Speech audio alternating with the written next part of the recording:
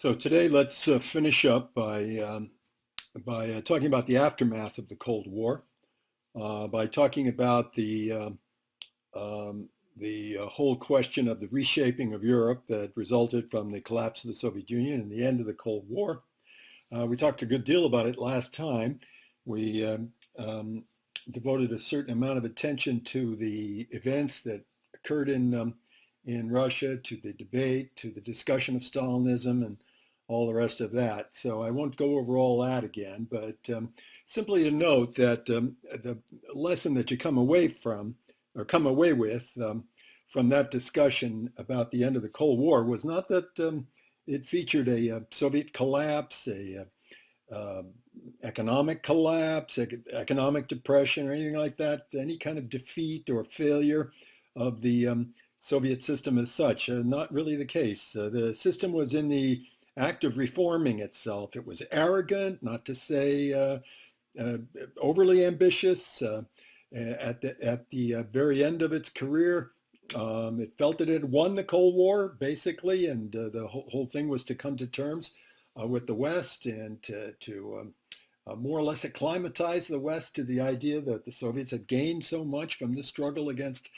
colonialism and imperialism and all the other things that we've been talking about in the course of this semester. And this discussion was going on about the nature of Stalinism, what kind of system they were going to have now that they had the security of knowing that they were a global power and that they were reasonably secure from any sort of how to put it, any sort of destruction on the part of the capitalist system, the outside capitalist system, and moreover that the world balance had pretty much been turning their way for about 10 years. So that's the mood in which the Soviet Union collapsed and the West won the Cold War. The Soviets lost the Cold War. That's the mood in which it happened. So it's really an extraordinary paradox. We don't really have anything like this in history. If you look back at any of the situations of the great powers in history, you never see a great power, entirely receding from the field because of some internal debate that it had about renovating its system and all the rest of it. You don't see any of that stuff in the whole history of the balance of power. This is quite unique, and it's a real challenge for us historians to interpret. So I stress that the end of the Cold War essentially ends in a debate. It's a debate, and it's a debate about the future of the communist system, whether it's going to be Stalinist in the future or whether it's going to be a truly democratic system, whether it's going to marry socialism and democracy, the great ambition of the socialist movement from the earliest days. If you go back and look at history of socialism in the 19th century, Karl Marx, Friedrich Engels, and all the rest of those people, you don't see any kind of suggestion. In fact, they are absolutely adamant against any sort of suggestion that socialism can proceed under any other circumstances than the democratic republic, under any other kind of form. And I think you could have to say this about about Lenin and about Trotsky, that they did not imagine that a socialist system could be created on any other basis than a democratic republic. But that's what happened. It was created on the basis of a pretty thoroughgoing dictatorship, first on the basis of Soviets, workers' councils, and then even those were suppressed in the Stalin days. And we ended up with a bureaucratic dictatorship at the top of the presumed dictatorship of the proletariat. So the end of the Cold War then presents us with this kind of dilemma of interpretation, for historians. It ends in a debate on Stalinism, in a succession struggle, and finally in a series of coups. Coup made by the opponents of Gorbachev in July of 1991, and then a counter coup by Boris Yeltsin to overthrow them and presumably to rescue Gorbachev. But of course, that really is a coup against Gorbachev, and Gorbachev will soon be reduced and he'll leave power when the Soviet Union transforms itself into Russia and the and the Commonwealth of Independent States, CIS. So that's going to be a little formula that's for a presumed new idea of a union, but it'll never take, and there'll never be any real Commonwealth to replace the Soviet Union. It's going to be Russia and other states that are reasonably friendly to Russia, not very many of them, Belarus, and that's pretty much about it.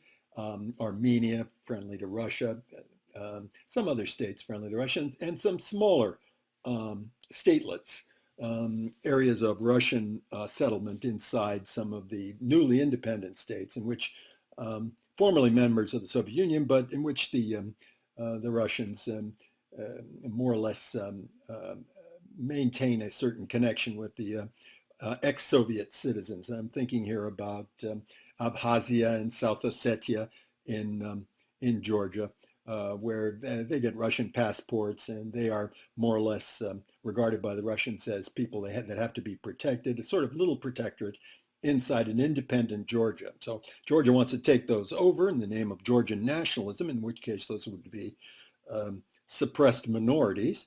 But under the Russians, they have a certain independence because of the Russian threat that is represented against Georgia. So that's the kind of situation that more or less prevails at the end of this thing. When you look at the whole process of the destruction of communism, when you look at the whole process of the destruction of communism, you ask yourself a number of questions about it, whether it could have been reformed. And Steve Cohn, as I indicated last time, expressed these in a very interesting article for Slavic Review, in which he asked that question and reviewed all the literature on the destruction of Soviet, including my book, as I mentioned last time. And he asked the question, could the Soviet Union have been reformed? He came to the conclusion that, well, maybe it could have. And he's quite unique. He was quite unique in that, arguing that the Soviet Union could have been reformed, meaning, of course, that the system of Stalinism could have been made compatible with democracy, so that a communist party could have remained in the position of being the leading party, having a leading role in society, still in a democratic system. I don't think this was really in the cards, could ever really have worked. But anyhow, we can have an interesting debate about the whole question of whether communism could have been reformed. But I would say this at the end of the debate, my opinion, and perhaps not Steve Cohn's opinion, but my opinion, at the end of the debate, that what really could have been reformed in the Soviet Union was the constitutional system. They could have made enormous changes in almost every aspect of the Soviet constitution, so that they could have constituted democracy. And that pretty much is what has to be done in any democratic country. It's not just enough to have democracy, to have everybody voting and determining what the leadership is. You have to have a series of ground rules and written documents or even conventions. But at any rate, a kind of an idea of a constitution, what kind of a state is going to be ruled democratically? What is its territorial extent? Are we going to change the territorial extent? Are we going to argue that that is up for grabs and can be voted on democratically? Should the United States have taken the view that the Confederate States should have been able to vote their way out of the United States? We did not take that view and waged a civil war in order to maintain the integrity, the Constitution of the United States. That is the system as it was constituted, the Union as it was constituted. So this is the same problem that the Soviets came up with, not just we two countries, but any country in the world, I think, would come up against precisely this kind of country. What's your constitution going to be? And I would make the argument that for people who are socialists and communists, they could have constituted a socialist system and permitted democracy entirely within the framework, as a thoroughgoing democracy, entirely within the framework of that constitution. That is to say, a democracy limited by that constitution. As you know, our country has turned into a democracy, did not start out as one, but it's turned into a democracy, which is limited by various laws. So We have an electoral college, Supreme Court, judicial review, all those things. Limits on democracy, legal limits on democracy. So the Soviets might have done something similar in a kind of an experiment. And that would be my, how to put it, my final paragraph in that debate that I might have had with a person like Steve Cohn, a historian like Steve Cohn. That might have been my contribution to the debate, that, there's almost no limit as to what they could have reconstituted in the Soviet Union. There was indeed a revolution going on under Gorbachev at the very end. And that's all, in a sense, an enormous amount of things were possible. But what was not possible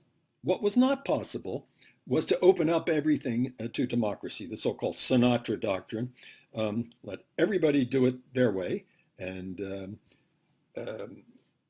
call that democracy. Well, it's democratic, it's highly democratic, but it means your country might fall apart.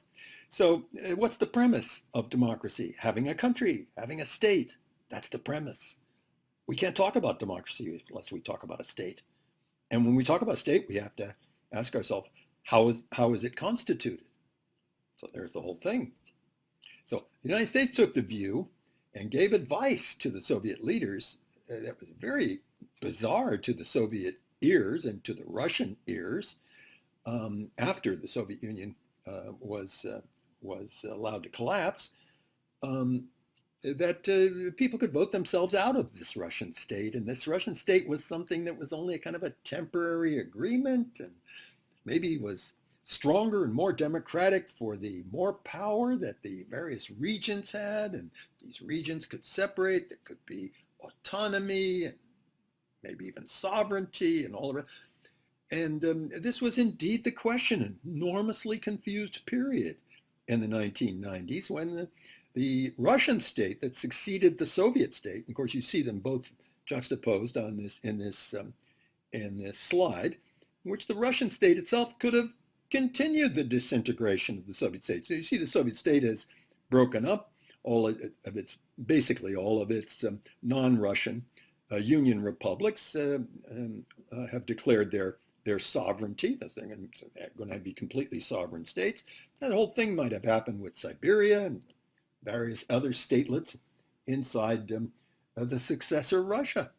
And Russia might have continued to evaporate in this way. So there's no limit to it as long as you are not clear about what the constitution of the new state is and how democracy will be, how to put it, framed, limited, clothed, so to speak. So this is the whole problem. And Gorbachev did not understand this. Quite extraordinary in the history of the balance of power for a statesman of a great state not to really understand the basis of the state and to be so fundamentally confused as he was. Certainly a revolutionary, no getting around it, but a revolutionary with such, how to put it, such ephemeral ideas, such a weak intellectual equipment for the task. And of course, Russian democracy certainly could not have been maintained, it strikes me, under the conditions of a continually disintegrating state. It's impossible to imagine. So there's the whole problem and the enormous paradox that is presented to us by the end of the Cold War. We have to end the Cold. This, of course, in the history of the Cold War, and we have to end the Cold War with this paradox, with this extraordinary, bizarre event, and the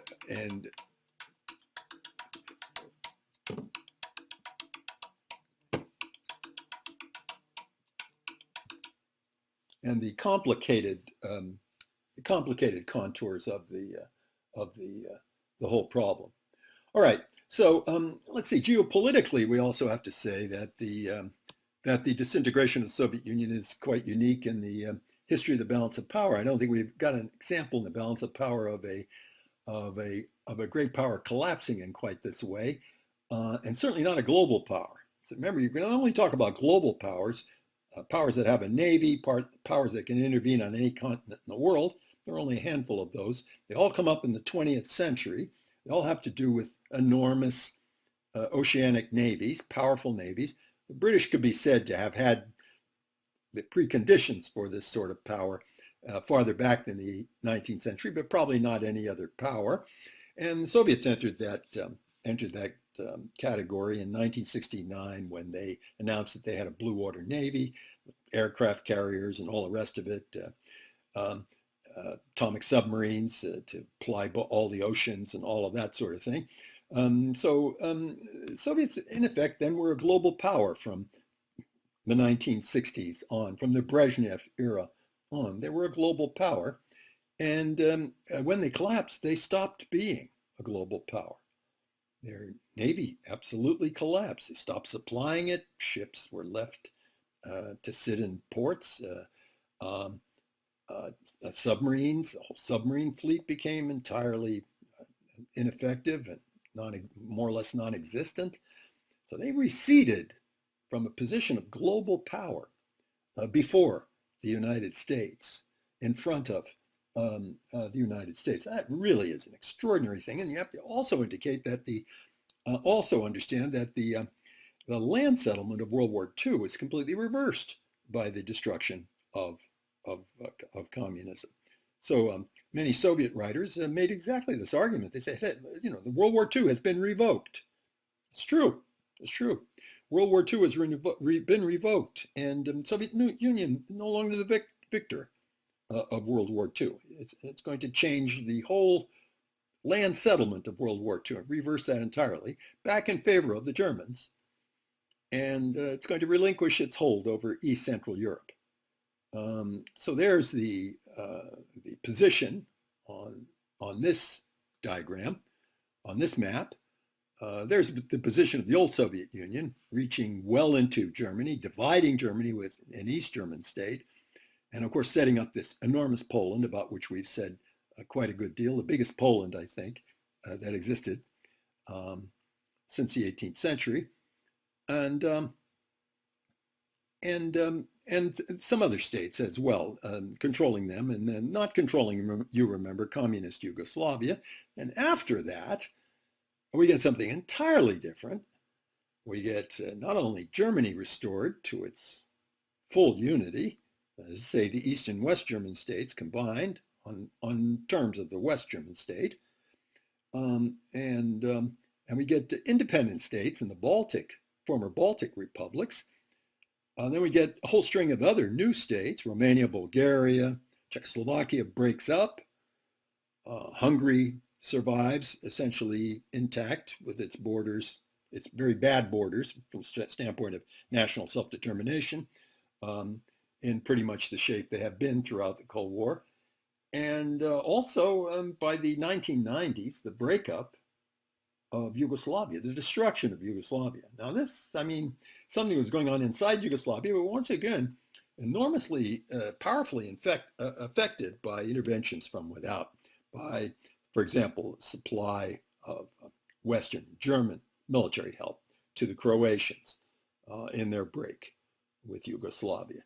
And Slovenians, of course, declaring their independence without opposition, and then Croatia with opposition. And then after that, the breakup of the rest of Yugoslavia, and down to the details, including the breakup of Serbia, losing its Kosovo province.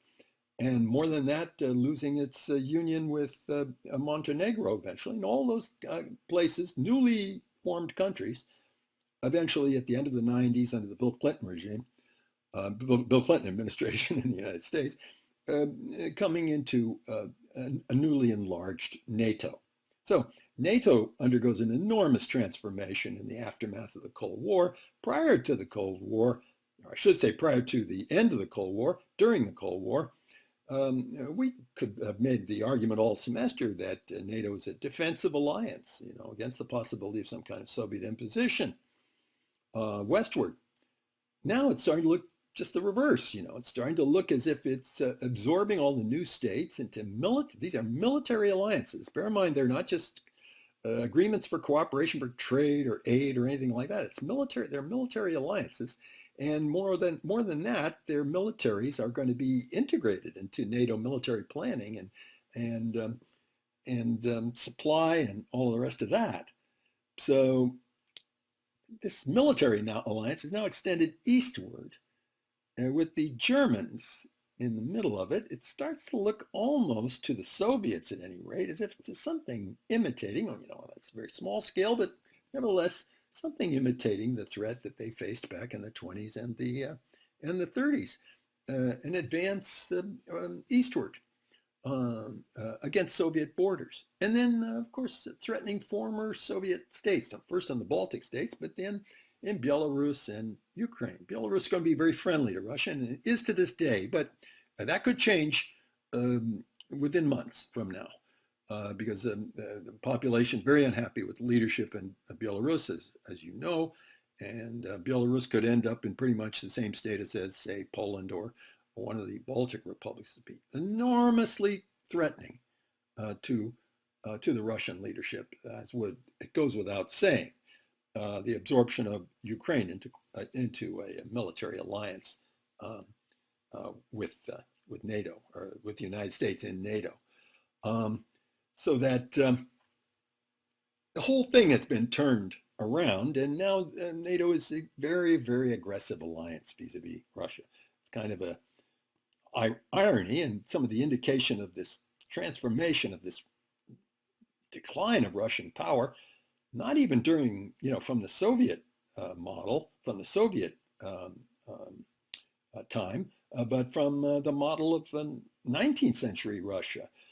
At the turn of the century, the king of Montenegro was very close to the Russian leadership. The Russians imagined themselves protectors of Serbia and Montenegro. So the famous apocryphal joke to the effect that the king of Montenegro was holding a press conference, and someone asked him what the Montenegrin armed forces were like. And he's supposed to have said, well, together with our great Russian allies under the Tsar, we have 1 million men at least under arms. And one of the reporters said, well, that's together with the Russians, but I mean, what do you have apart? What kind of military forces do you have apart from the Russians? And the king is supposed to have answered, Montenegro will never desert its allies. Well, no. Montenegro, of course, a tiny satellite protected by the Tsarist Empire at the turn of the century. Now it's a member of NATO. It's threatening Russia. Or at any rate, the Russians consider it as part of a bevy of opponents, of allies, with military cooperation prevailing among them and posing a threat to Russia. So that is an absolute reversal of everything we know about.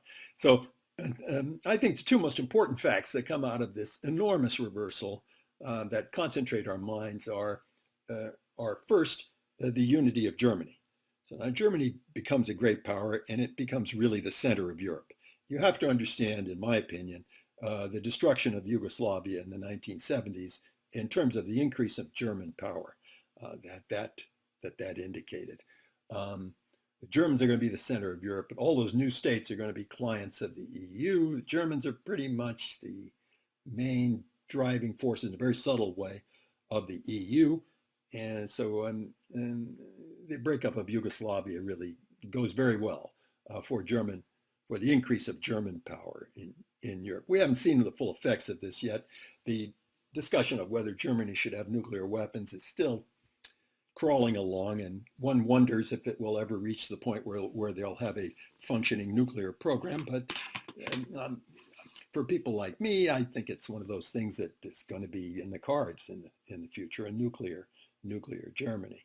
I don't know what that conjures up in the minds of many people who know something about German history in the last 100 years, but at any rate, there it is. So that's one thing, the emergence of Germany. Then the second thing is the emergence of powerful Poland. So Poland is the country that has gained the most in terms of its ambition and in terms of its the possibilities, the opportunities open to its strategic reach as a result of the destruction of Soviet power, the destruction of Soviet power. So now the Ukrainians, of course, naturally start to think in terms of East Central Europe, that is to say the Baltic states, Belarus, Ukraine, Balkan states, more or less coming under the wing of Poland. It's either Poland or Russia for many Polish nationalists, either Poland or Russia for influence in these countries. And now it looks to be possible for the Poles to have an influence. So now they're building highways and rail facilities and all sorts of things for the distribution of natural gas, presumably from the United States. It's going to cement some kind of new economic relationship, much as the Chinese are trying to do this with rail nets across Eurasia, to cement some kind of a relationship between the Baltic Sea and the Black Sea and the Adriatic Sea, the three Seas initiative. It is commonly called for all those countries that run from Poland down to Greece. And that presumably the leader of those countries in the future, I'm not talking about conquest or anything like, at least not at the moment, but presumably the leader of those countries might be Poland. So that's another gigantic change. And then think about this in terms of big historical perspectives, 4 or 5 centuries. Suppose we thought about the 17th and 18th centuries, for example, and generalized and said that one of the outstanding features of the configuration of power among states during those centuries, we were generalizing in a broad way, one of the outstanding features would be the decline of the power of Sweden, which used to control the Baltic coast, Poland, which used to extend into the Ukraine, and Turkey, which includes most of the Balkans, maybe 1/3 of the population of the Ottoman Empire. Sweden, Poland, and Turkey were the big powers. And the powers that emerged around them were Tsarist Russia, Hohenzollern Germany, and Habsburg Austria. So that the main feature of the shift of the balance of power in Europe, you could say, in 17th and 18th centuries, not many people say this, but I think it could be said, would be the decline of Sweden, Poland, Turkey, and the rise of Russia, Germany, Austria, to the point that Sweden stops becoming a great power in the 18th century and loses all control over the Baltic region, starts to recede into a very small commercial power. Poland declines in power to the point that it gets completely partitioned and it disappears from the map at the end of the 18th century.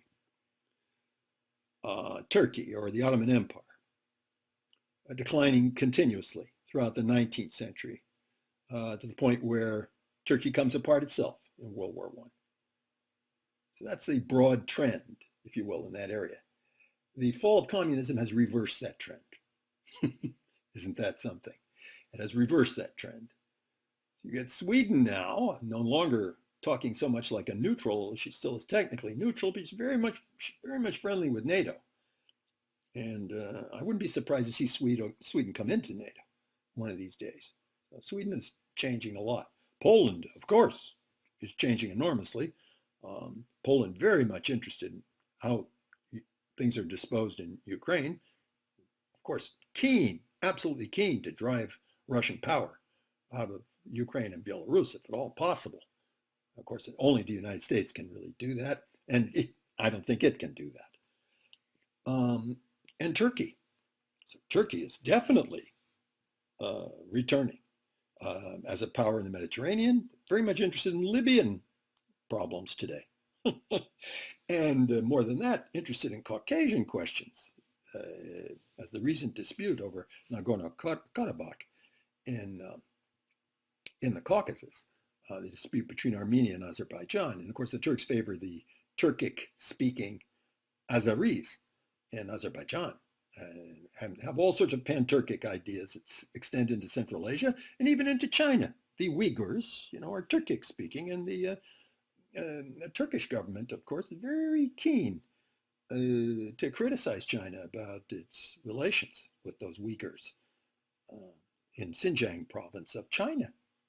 So that's the reversal if you can think of this in large enough geopolitical terms, that's the reversal of an enormous trend of centuries that we're facing with the fall of communism in Russia. So it's an enormous thing, and also I think you have to say that the power of NATO, the relationship of NATO to free Europe, is certainly different. Now NATO is no longer just a defensive alliance. It now poses all sorts of offensive threats. Russians like to point out that there are probably more troops gathered on their borders, and more hostile troops gathered on their borders than were gathered by the Nazis in 1941. So that gives you an indication of the way the Russians feel about this, how they feel threatened, and the conception that comes up that maybe the Russians have to start thinking, maybe the whole world has to start thinking in terms of a free non-NATO Europe. Of course, this map doesn't exactly reflect all the things we're talking about. It's got some details wrong with it, but it does indicate that, you have some neutral countries, at any rate, some non-NATO countries. The Russians are not a neutral country, but non-NATO countries that have to look at NATO in terms of their relationship with it, and may start to think in the future of all things of themselves as a free section of the world. And that is, say, free meaning non-NATO. Anyhow, this is a kind of a Russian conception. Maybe many of us would think of it as a joke, but it's the way the Russians would look at it. Similarly, they'd look at the United States the way it sees the rest of the world in terms of an enormous hegemony now, military hegemony, that was being challenged in a really serious way as long as the Soviet Union was on the job. But that is no longer the case.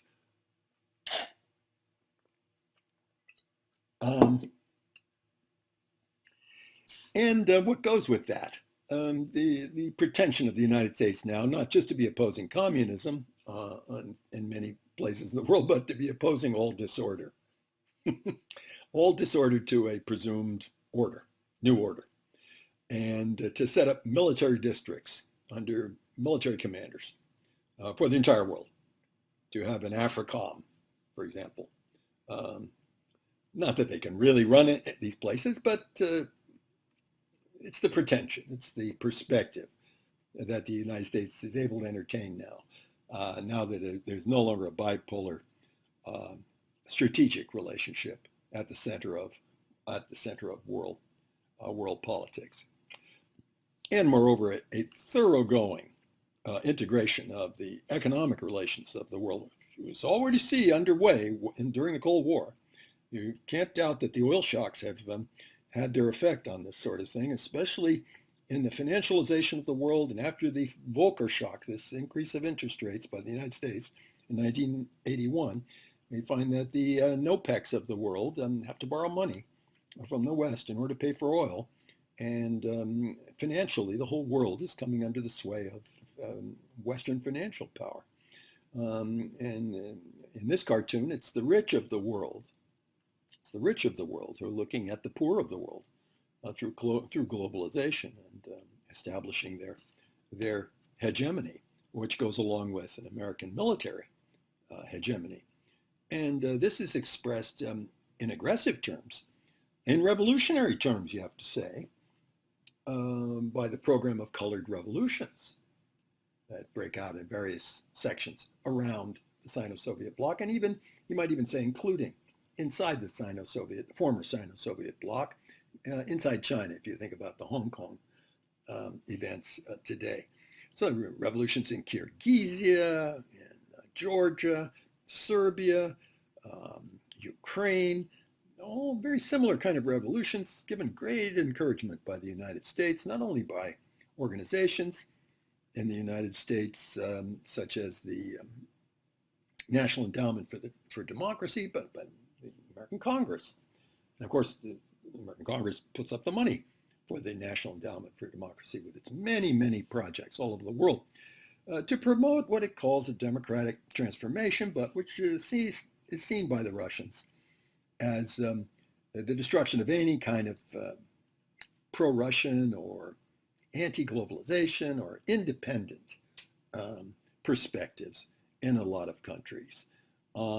in an attempt to transform them into um, countries that will be intimately friendly with the United States and who knows, military allies as well. So colored revolutions, they imagine, as an American product. And what seems to come after that is the whole question of who's left. And the one that's left is China. China, through this whole process, has been increasing in its power, increasing to the point that where it's broken with the Soviet Union, you remember, it's thrown in with the United States, thrown in with NATO. You might say that this destruction of Soviet power is an enormous victory for the Chinese, although it's interesting for us to note, we who are very keen about understanding this period in terms of the balance of power, very interesting for us to note that from 1989 on, it's right in the middle of the thing, from Tiananmen Square on, the Chinese have taken the view that they want to be more friendly with Russia and want to break down this enmity that they've built up, of course, consciously and seriously for about 10 years from at this point, at least from 1978, this military enmity with the Soviet Union, break this down and be friendly, more friendly to the Soviet Union. Well, no longer the Soviet Union, more friendly to Russia. And what does that leave? The United States is the only major rival for the Chinese. And so many people now take the view that the main axis around which all of world politics revolves is this antagonism between communist China and the United States. And that they are contending, as this Ingram Penn cartoon for the Financial Times indicates, they are contending for all of the industrial assets, urban assets of the world against one another in the most hostile fashion. During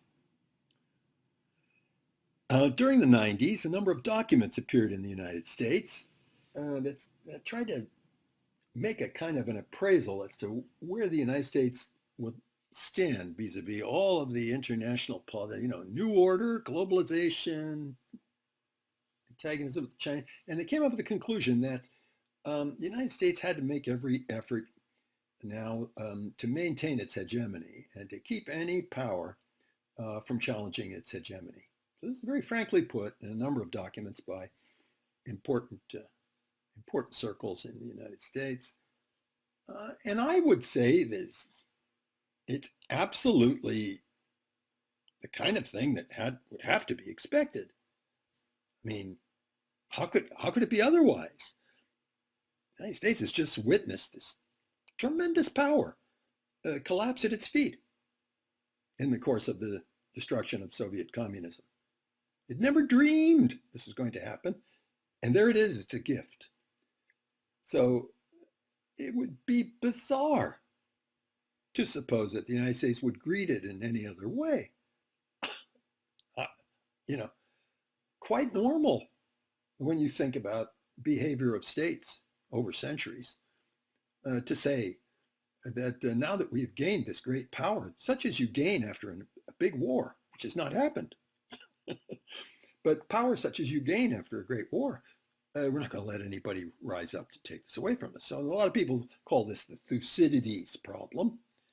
And they refer back to the observation of the Greek historian Thucydides in his History of the Peloponnesian War, arguing that Athens and Sparta got to fighting because Sparta was worried about the rise of Athens and nothing more. It's just a question of the rise of a new rival that causes this enmity, this antagonism, and eventually causes war. So that's supposed to be the Thucydides trap, the Thucydides problem, as Graham Allison and a number of other people have put it. And the Chinese talk about it too, the Thucydides problem. They say, of course, we don't want to have any Thucydides problem. We don't want to have antagonism with the United States. But there it is. There it is. Moreover, Israel in the Middle East seems to be unleashed as well. No longer has to worry about Soviet influence in the Middle East. So that means the United States, together with Israel, can do a whole lot in the Middle East. They could didn't want to do would cause them great difficulty under the old conditions where the Soviet Union had at least some influence in the Middle East. And what it opens up is the possibility of what you might call a super revisionism in the Middle East. The idea that a whole string of Soviet states might go under. And of course, you may have read about references to various leaders, General Wesley Clark, for example, in the United States during the 90s, talking about a list of countries where whole series of interventions could take place, and the United States could overthrow a whole series of governments. The kind of thing you could not say, proclaim, during the days of the Cold War when they really have under conditions of bipolarity. No. But under conditions of unipolarity, well, maybe. At any rate, it's thinkable. And some take the view that, in fact, many, including outgoing ex-President Trump, take the view that the United States has had a whole series of wars for exactly that reason, because it's a hegemon and for no other good reason. Our intervention in Afghanistan started being put down to that, the Iraq War, and the first years of the 21st century being put down to that. But once again, I would say this is quite normal in view of the decline of such an enormous power into powder in just a couple of years. It's hard to imagine it going any other way. So in a certain sense, a historian might not be so surprised as someone else observing these things. Then the question comes up with all of this that with the United States ambitions growing in such a way in the wake of the defeat of the Soviet Union, is it possible to imagine going too far? Now, I can say it's normal for a country to get very full of itself when it watches its opponent fall at its feet like that. But is there a limit to that idea? I mean, can you get too drunk with hegemony? Can you push things too far? And that, I think, is what we saw at the end of the 90s when the United States broke up. The United States, Germany, and NATO, for the most part, broke up Yugoslavia. When they destroyed Yugoslavia into a whole string of new states, I think that was kind of the breaking point. Because up till then, the Yeltsin regime in Russia was willing to go along with the United States, just about anything. Even things that were very harmful to Russian interest. But they began to see that the destruction of Yugoslavia meant that the United States really, maybe it was going too far, it was going to really hurt Russia. Even the Yeltsin administration began to turn against the United States. And the Putin government, Putin administration that came in after Yeltsin, they started to go in the opposite direction, nationalizing key industries, defense-related industries, raw materials producers, nationalizing, of course, most of their oil, and trying to turn back away from the American model of neoliberalism, globalization, the rest of that, turn away from that. And there's a form of national self-assertion that begins to occur right at the turn of the century as Boris Yeltsin leaves power and Vladimir Putin comes into power. In this graph, you can see the effect of the changes in Russia on the economy of the Soviet Union and the successor Russian state. So the ascending line in the left in red, that's the growth of the Soviet national income. So gross domestic product on the rise. Really meteoric rise, you have to say, right up until the end of the Soviet Union, right up to 1990. I mean, I think you say some of the Gorbachev reforms started to break this. It wasn't entirely the privatizations that took place in the Soviet Union that broke this line of increase of national income. But sure enough, once we have a Russian state succeeding the Soviet state, and integrating with the West, privatizing, subjecting the country to um, the worst inflation since the German inflation of 1922-3, and probably the worst depression since the Great Depression of the 1930s. So the Russian people had to put up with this, and industrial production cut in half through this period. So it's colossal. The decline, the destruction of the Soviet economy, the post-Soviet economy in the 1990s. It's an enormous thing, and that's what Putin starts to put in a stop to by the year 2000.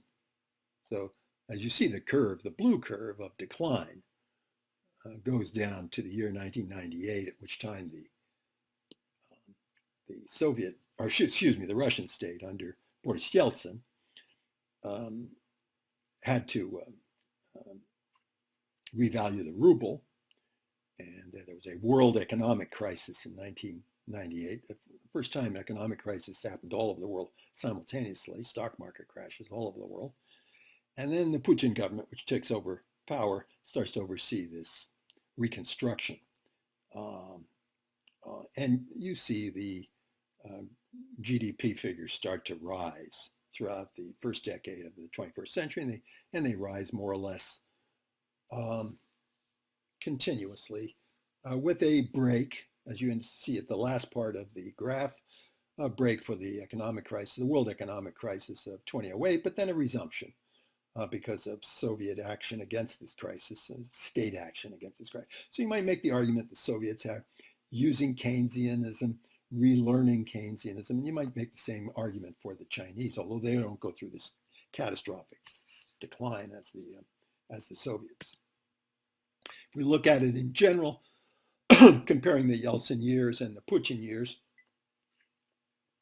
you can see that it's not much of a mystery why the Russian population tends to rally around Putin, why it takes the view that the West is hostile to it, and why it does not want to accept the economic tutelage, economic advice from the West. That's just the opposite of the viewpoint they had during the Yeltsin years in the 90s, when they were asking the United States how to frame their constitution of 1993, how to conduct economic policy, willing to go along with anything.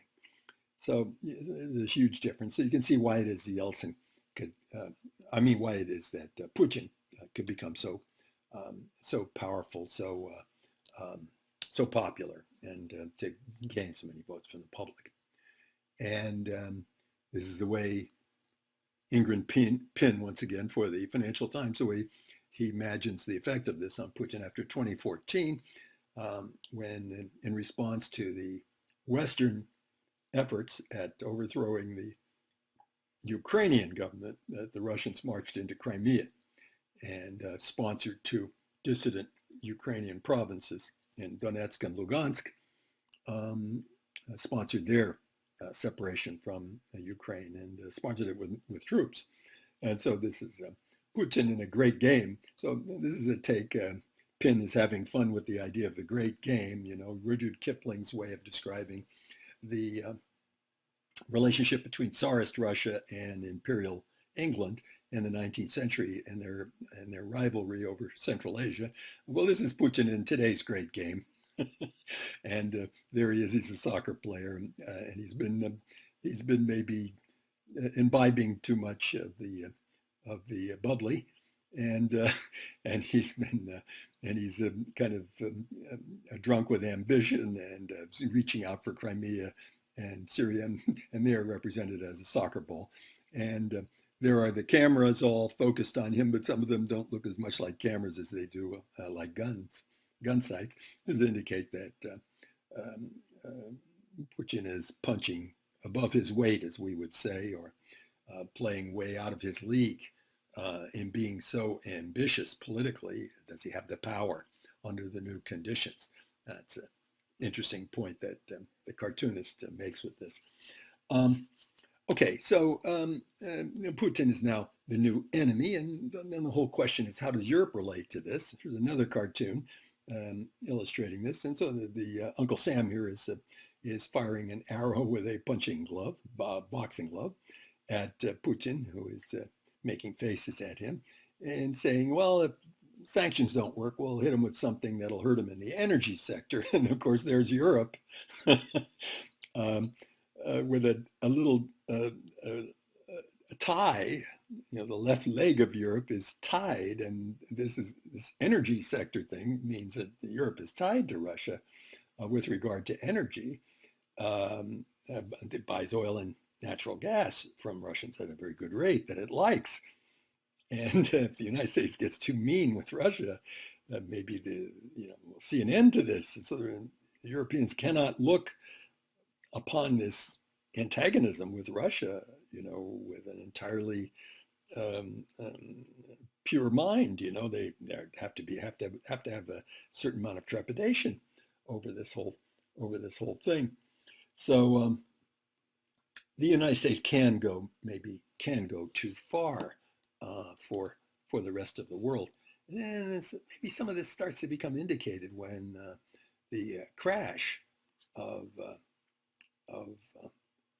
2008 occurs. So there's been other crashes, 1987, the dot-com crash at the turn of the 21st century, 2008, the big crash.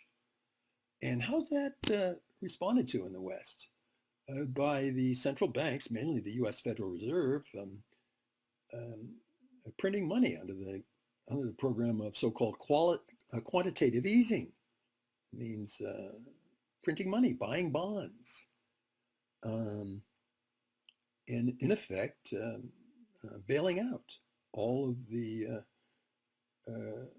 speculators, including the biggest banks, of course, those would be the main speculators, in the big boom that led to the crash in 2008.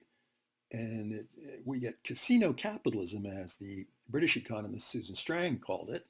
We get casino capitalism, but here it's a no-lose, as this cartoon indicates, a no-lose casino capitalism. And quantitative easing, of which there were several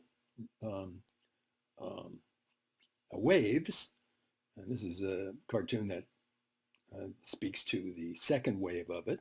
First one, 2009, and the second one a couple of years later. This means that Ben Bernanke, who is here he is at the head of the ship, the good ship QE2, is throwing money all over the world. It's going to be bailing out, and the United States is bailing out not only its own banks, but the banks in Europe, bailing out the world economy, basically, through the printing of money through the Federal Reserve. That's the scheme, QE2, or quantitative easing. Quantitative easing. Quantitative easing. That's the scheme under which we're living to this day. And we're still highly dependent on it. I mean, now it's reaching out to the point where it has even a popular element. It's possible to give relief by this means. This is an enormous change in the capitalist system, certainly as viewed by the Russians, something that they have to observe.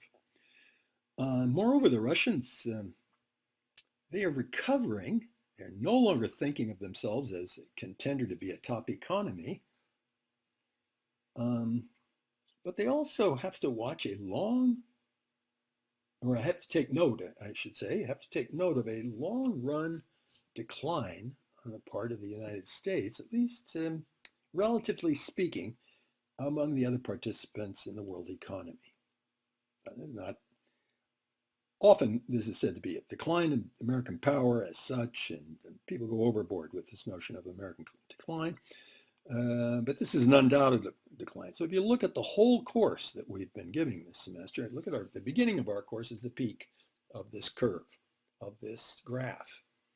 And the United States has around 35% of the share of the global product. And as our course goes on, that share declines to the point where it's a little closer to 15% now. That's in other words, broken in half in the course of our semester. Not mean, of course, that right? It's curtains for the United States, but this is a decline, a certain decline in economic share. Um, and often the thing is said to be something that perhaps could be catastrophic. So there's no victory. There's no victory for us in the course of this series of changes. Um, it's a question of the United States now up against enormous problems that transcend the Cold War. In this pin cartoon, you have all the greens of the people of the earth, and they're up against the economy of the earth. The economy is just, it's a question of who gets the upper hand. I mean, do the people of the earth with green objectives, do they get the upper hand over the economy of the earth? Is it possible for the economy of the earth to be essentially poison for the earth, to be the end of the earth? So these are various ways that it has been presented pictorially for the readers of the Financial Times by Pin. Here he is putting this metaphorically in terms of the breakup of the ice caps, the polar ice caps, the disappearance of ice, all the rest of that, the whole world confronting these enormous challenges of the new period. And of course, we who live in 2020, who are experiencing the year 2020, in which so many of these horrible facets of the post-Cold War globalization period seem to be affecting us so powerfully. We can kind of appreciate the perspectives that Pin is giving us here. And his view of the matter is that the United States is now in a position, or the Western powers at any rate, are now in a position with a fragmentation that really we have not seen since the period 1890 to 1914. That is, say, right prior to World War I. So the world is coming apart. There's a scramble for the world.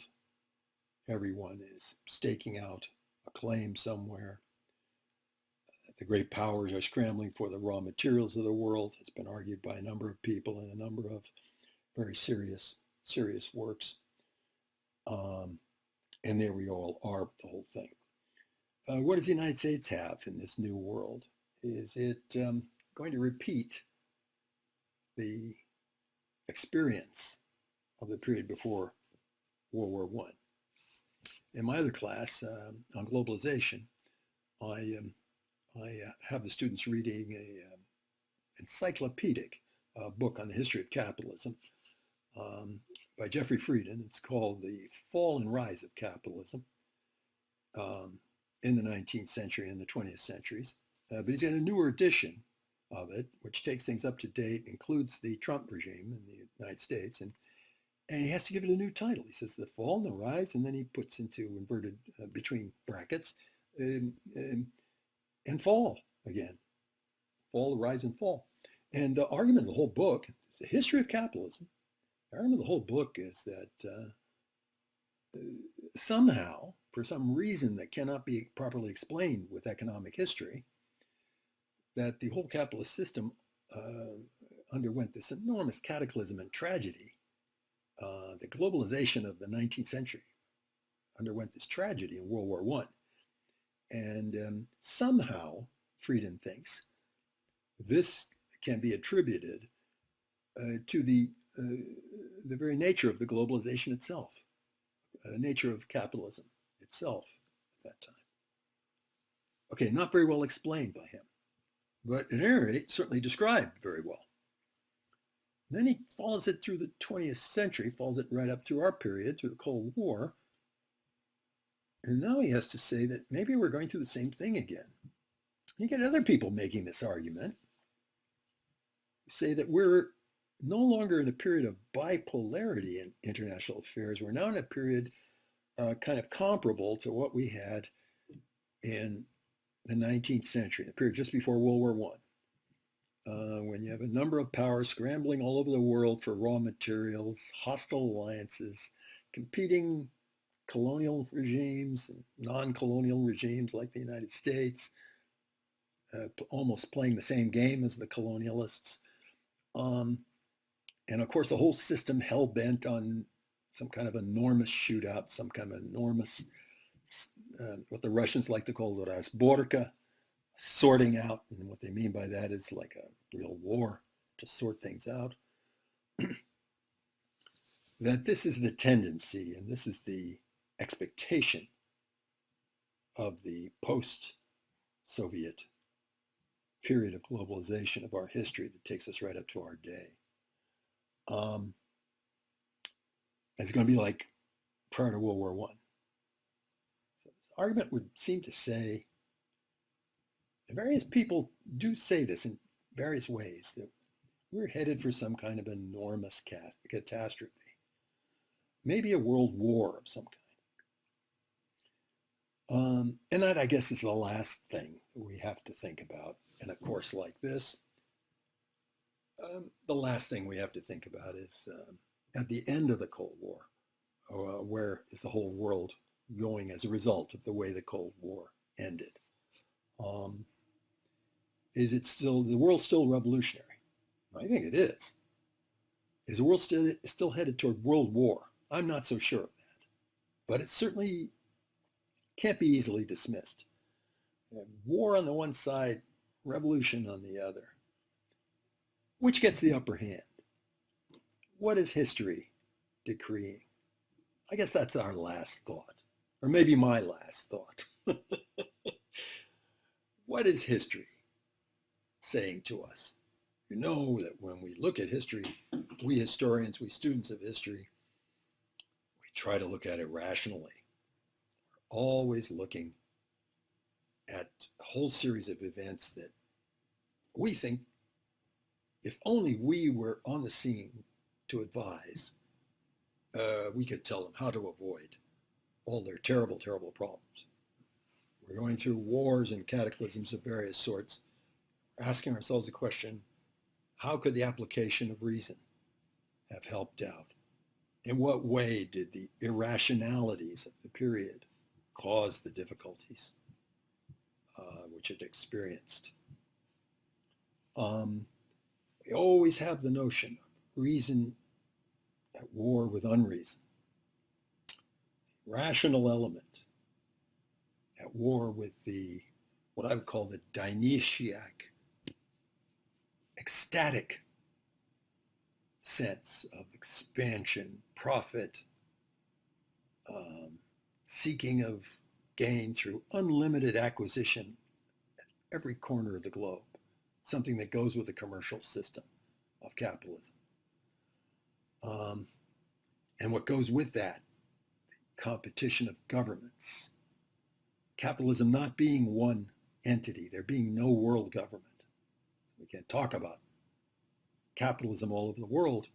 We have to talk about American capitalism or Russian capitalism or other kinds. And we also have a Cold War element in it too.